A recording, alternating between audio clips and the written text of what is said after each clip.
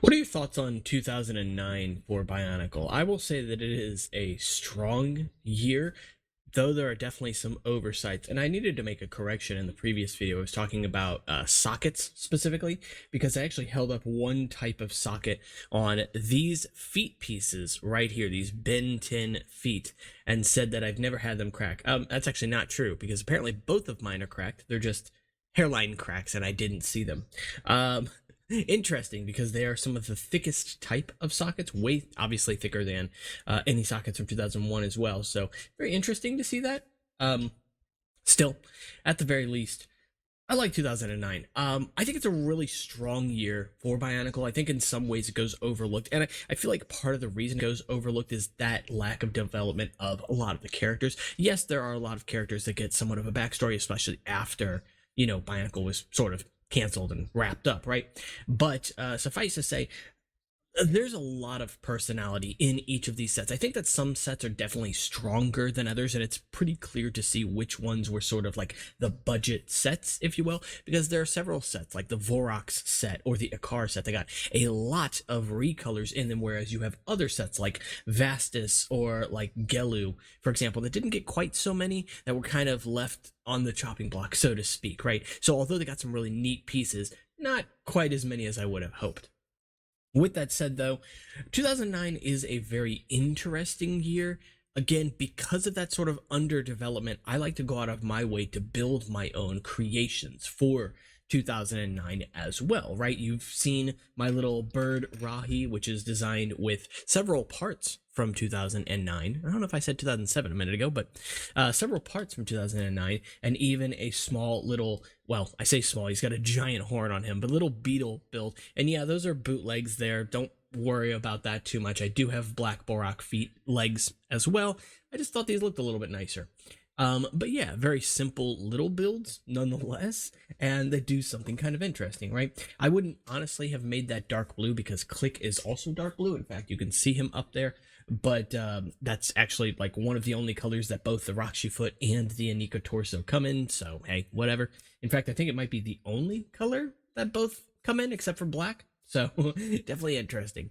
But yeah, so 2009, one of the things that I like to do with different years is sort of work off of my own headcanon, right? I appreciate the Bionicle story, but it can get to be deep. It can get to be very complex, very just nitty gritty. I keep saying that, but and that it's not my thing personally. I can admire it. Like I said, there are a lot of people who spent a lot of time developing the story, making it cohesive as much as possible, and making sure that everything sort of made sense within the timeline. But for me, honestly, I have a lot more fondness for my own headcanon, my own writing of those stories, because that's what you're going to connect with more as a kid anyway, because it's yours, right?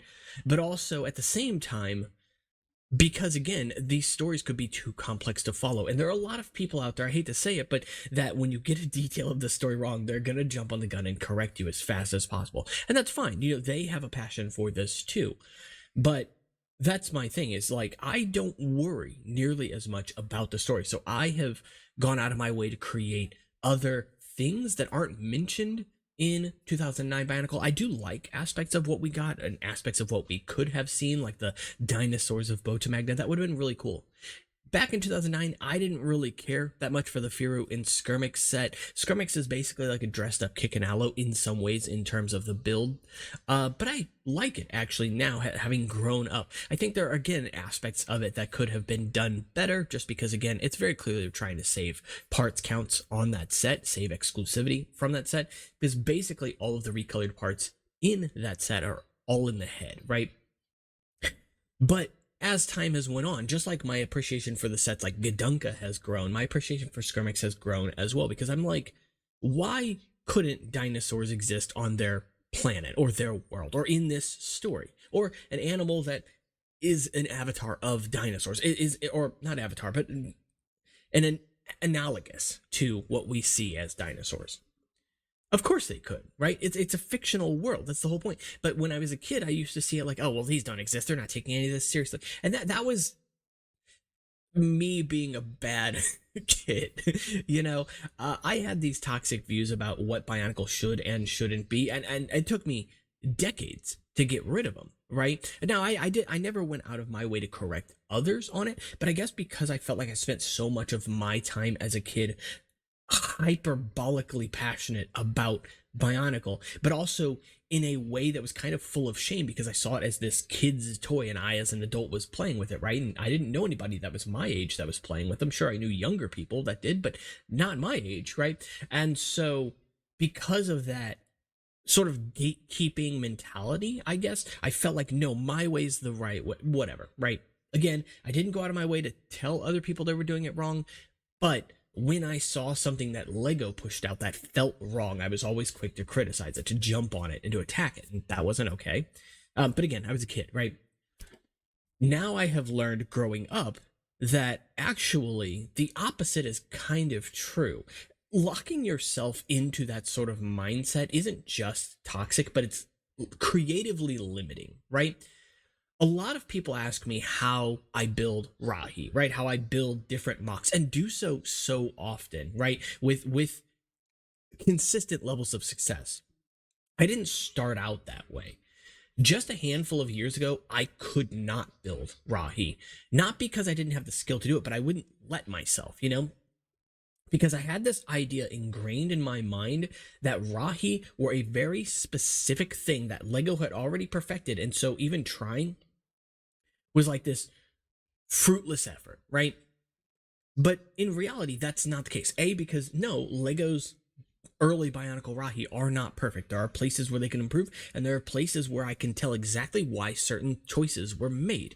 They're smart. They're done very well. They are feats of engineering in their own right. But they're not perfect, and I don't think that they're intended to be.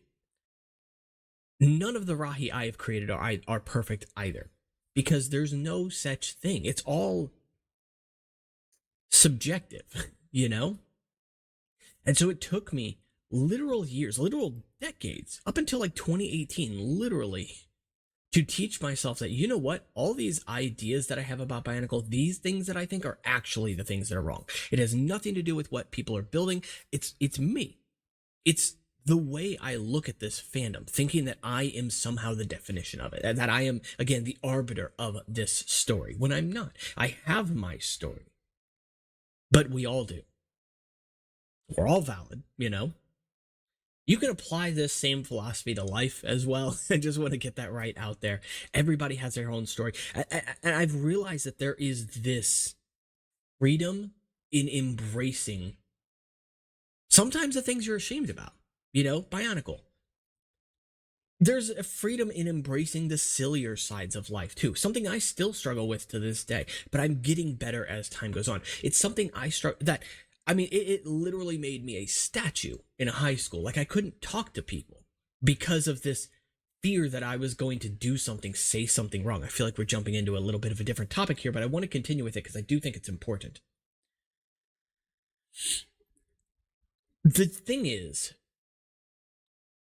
that time is honestly kind of the best teacher, right? Rejection is one thing. Doing something you'll probably get in trouble for, you think you'll get in trouble for it, or you don't know if you'll get in trouble for it, so you don't do it. Doing that thing often is more rewarding, even if it necessarily gets you in trouble, right? And I don't mean doing something like illegal. I'm just talking about like when you're kids, you're not supposed to do certain things. Like parents tell you, don't go out after dark, or, and yeah, you should completely agree with that, right? But some of my best memories come from sometimes breaking the rules as a kid. And I was a good kid. I was not the type of kid that got in trouble. I don't mean breaking the rules in any sort of dangerous way. That was one of the strengths that I had. But it was breaking these self-imposed rules that I think was what really taught me. Because I realized that as we grow up, we set these sort of circumstances for ourselves that limit our potential.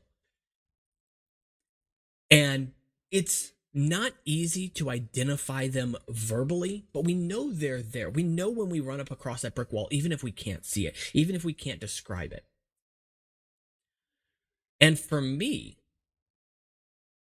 that brick wall was thinking that Lego could do no wrong when it came to building, when it came to designing. Even though at the same time, I somehow held this belief that Lego was both perfect and 2006, 2007, 2008 was an alienation of what I love, which obviously those two things can't go together, of course. And I say an alienation in the sense that they're not the same building system as before, right? They lack the functions in favor of posability, which is fine. Your opinions of that are totally valid, right? I think both systems have their values.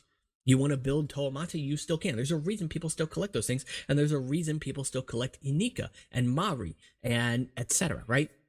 Because there's value in all of it. And it's nice to know that all of these parts are compatible with themselves. So even if you get parts from essentially what is the Inika build, its own sort of system within Bionicle itself, it's still going to work just fine with what you already have, or what you decide to build in the future, what you decide to buy in the future. At the end of the day, no, the limits are most often something that you've placed in front of you without ever realizing it. Oftentimes, before you can even remember, right? And so that usually leads you down a path of not experimenting, not trying new things, not embracing even the sillier side of things. Sometimes I build things that look amazing to me. I look at the Azure set. I love it. It's not the style I'm necessarily known for, but it is a style I'm capable of. And I enjoy that as well. But sometimes I build things that are goofy, that don't go anywhere, that are honestly, but that's fine. I don't trash them. Oftentimes I learn from these. If I had decided on trashing an idea because it didn't work, I wouldn't have some of my absolute favorite designs that I've ever made. The crab build, in fact, which is sitting right next to me here. This little build right here went through let's say 3 prototyping stages, and then this is a modification on the finalized model as well. So if you want to call it 4, you can. 3 different prototyping stages that I can recall vividly. The first one was atrocious. The second one was bulky. The third one was perfect for me. It was compact. It was elegant. The solutions were creative, were clever. They worked, and they worked with common pieces and a lot of the same pieces as well, which is exactly how Lego likes to design things like this. There aren't any rubber bands. There aren't any issues with, tension or anything like that. That's not it. All I had was the idea that I wanted to build a crab that scuttled side to side. That's simple enough, right? And I wanted it to be small enough that like a Matoran or something like that could ride it, and it wouldn't be overly bulky. I love the Puku set from 2003, for example, and I think that set is really well done. It's not perfect. Again, no set is, but it's a wonderful set, and it's a wonderful size. But I wanted to make something smaller. I wanted to see if it was possible, and this platform showed me that it was, because it's a simple premise. And I was just going about it the wrong way. The reason that these prototypes failed, the reason they were so bulky, is because I thought of all these different linkages and connections and moving camshafts and things and none of that was necessary, because all I wanted this to do was scuttle its legs. Why did I need to add extra complexity to something that didn't need it? Now I've settled on a design that literally just moves gears and connects with, it collides with the legs on the model. Showing it again here so you guys can see it in case you haven't seen the video that this was featured in. This is the system. It's very simple, and then it just runs out to these gears so that when that wheel turns, the gears collide with the legs and the legs move. That is elegant. It's elegantly simple, and that's not a brag, but that is the point. Had I decided to just scrap that idea, that it couldn't be done at the scale I wanted, I would not have been there. And worse still, that Rahi, that build led me to 2 more Rahi that, again, had I not designed that one, would not exist today, including the largest Rahi I've ever technically made, although I've never made it in real life because I don't have enough parts, because it is modular. It is technically infinite if you want it to be.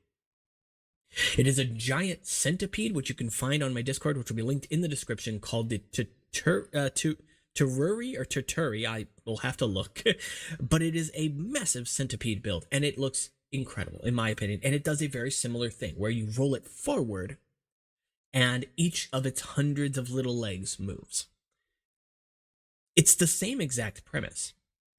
And building that, designing the head for that, realizing that I needed these panels to go in at certain angles, led me to find another connection with a specific type of panel that, when it was rotated, would rotate a wing in sort of like, not quite a circle, but somewhere between like a circle figure eight thing that reminded me a lot of a hummingbird. I live in the US. We see hummingbirds all the time. They're adorable, by the way.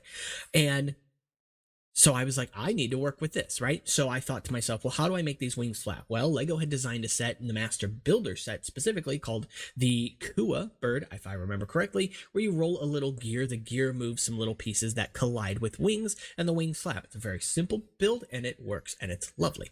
And so I decided to basically take that and just ramp it up. Except in this case, I wasn't relying on collision, but rather was relying on rotation and linkages. And I got this set. It was literally like this big. I know hummingbird, but it doesn't need to be a scale. Again, Bionicle is a abstract world. It's a fake world. It is fictional. You can design things to be whatever size you want. You want a tiny little elephant, which I have also done, you can. If you want a giant bird, you can. Nothing is stopping you from doing any of these things. In fact, I think that would have been a very interesting premise for a Bionicle wave. I don't know how it would be handled, but how interesting would it have been for sets to have gone to another planet, another place, another dimension, whatever the case, and find miniature builds there, or macro builds there, one of the two, right? That would have been really something different, something special. Now, I don't know how I would handle it, because I don't think I'm the type of person to define this, or design it for that matter, but it's still really, really quite interesting. So, as I was saying, going back to 2009, why is 2009 one of my favorite years? In fact, I would say it almost ekes out over 2007. I think the one place where 2007 has it better is Titans. There are a lot of box sets that come out of 2007, and I'm not counting the system sets. Let's be honest. They have some really great pieces, but they're not always fantastic, right? But look at that. There's something there that was missing for Bionicle for the better part of a decade at that point. Color. 2007 did a very good job with this as well, but it was not perfect, and it was not every single set. That's not to say that every single set here is colorful. But I looked at it yesterday, and I thought to myself, the fire sets, for example, are all very, very clearly fire characters. Even though each one has a lot of character within itself, you can tell they're not the exact same character each time. You could see characters like Ranu, like Malum, like Akar in the background there, which are all lovely examples of fire characters done in different ways, right? Akar very clearly takes on the path of a Tahu-like figure, where you have characters like Malum, who doesn't even... The other thing I can appreciate here, too, is that characters don't necessarily look evil. Yes, you can see evil aspects of them, but Malum in and of himself doesn't look like an evil character, or a bad guy character, or a antagonist, right? Strax, same kind of thing. He looks brutish in some ways. He also looks very... There's a specific aesthetic that he has, and he captures really well. I didn't like Strack when he came out first either, but I've grown to really love that set. Suffice to say, 2009 is not perfect. There are sets that I think have dull color schemes. You have sets like Atakis, which actually I think handles the gray and black really well. You have sets like Perditus, which comes with a vehicle, so we can give him a bit of a pass. But yes, understandably, he's not a great color scheme there either. I'm not going to complain about it too much. You do get black side connector sockets on him, which thankfully would come out again in later Hero Factory sets, but at the time were exclusive to that set. So at least he had something. And he has a nice helmet. I would love, personally, to change the black and the gray pieces on him to maybe Keto Orange. I think that would look absolutely wonderful. Yes, it might tie him a little more into looking similar to Malum, but he has that very tall, stocky build that I think would help to separate him out.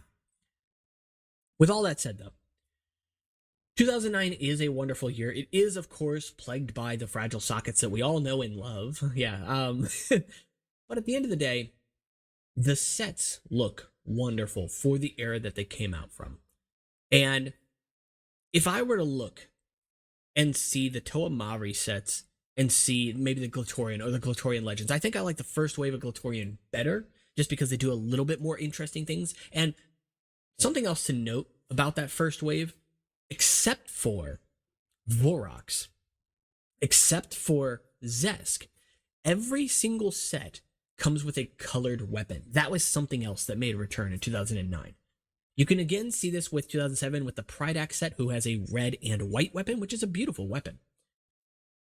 But 2009 really ramped that up, and I'm very thankful for it. Even when you have sets like Terex, for example, that have a heavy use of gold, which looks quite nice on him, has a very regal feel to it, even that set still has color in its weapons. It almost feels like a stretch, a yearning for those Hordika weapons of the past, right? The second half, the Glatorian Legends, I think forgo this quite a bit, sort of forget this idea, right? Vastus does get a colored weapon at the very least. Stranius gets a colored weapon. Matanui, you could argue, gets colored weapons because his shield pieces are also on his shoulders. But at the end of the day, the sets all still have a very clear identity. And honestly, they go pretty unrivaled, in my opinion, in terms of not just that identity, but the character that they embody as well.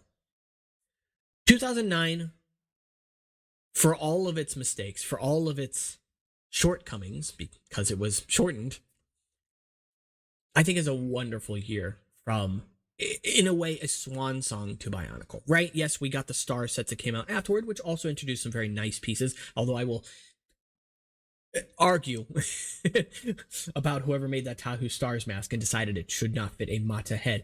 But suffice to say, 2009 is a year that I think does go overlooked because of that last ditch effort, if you will. In some ways, it does feel like trying to capture lightning in a bottle, but I will say it is about as close as you could possibly get. So that's pretty much it for this one. A longer video than I had meant to make, but hey, we're enjoying them. I don't mind. With that said, though, if you do enjoy this video, let me know. And let me know your thoughts on 2007, or if there are other years that you like. I think there are aspects of 2008 that are quite interesting as well, aspects that could, of course, be improved. And, of course, 2007 is a wonderful year that I know a lot of the community loves. So with all of that said, though, if you're not subscribed already, make sure to subscribe. Or if not, hey, I don't mind. Just thanks for watching the videos, and of course, as always, check out the links for Discord, Instagram, and Patreon if you want to support the channel in the description. Later.